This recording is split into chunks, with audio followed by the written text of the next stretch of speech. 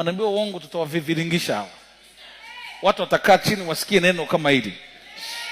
Sio mafuta, maji hivi korokoro hawana chochote wanachohubiri.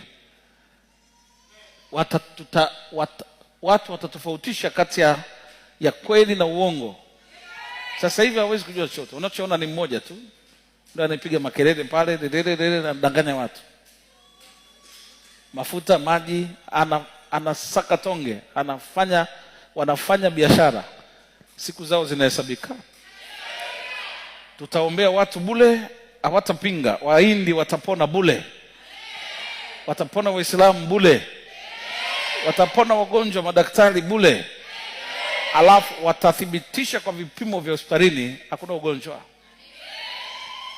Alafu wao watauza mafuta yao na maji yao kama kuna mtu atakwenda kule. Saa hiyo inakuja. Saa hiyo inakuja.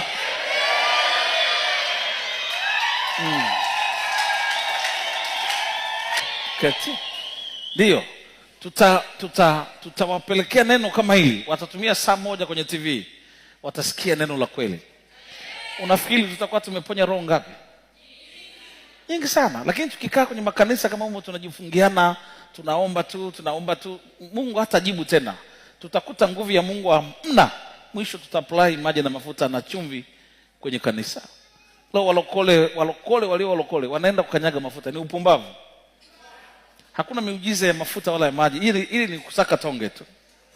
Hakuna vitu vya mtu aliyeokoka halisi, mwenye roho wa Mungu hawezi kamwe kukanyaga mafuta wala kusikiliza mafundisho namna ile. Hayakusaidii ni anyway. Uende mbinguni, uende duniani, unabaki tu kuwa mtumwa wa Kristo, kuwa afkasti. Kwa Mungu upo, kwa shetani uko kila mahali tu. Ni watu tu wanatengeneza platform za kujipatia pesa na vitu vingine. Lakini hawamhubiri roho moja iende mbinguni, haiendi kwa sababu hakuna neno hilo dhahiri. Wanafundisha neno si kwa halali, ni uponyaji tu. 24/7 ni uponyaji tu. Utapona, maandiko ya Mungu wanayageuza na watu kwa kuwa ni wajinga wamo tu.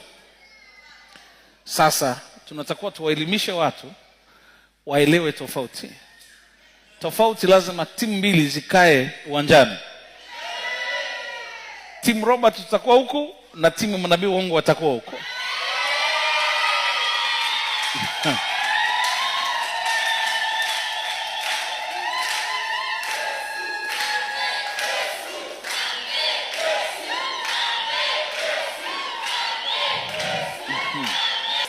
Amen.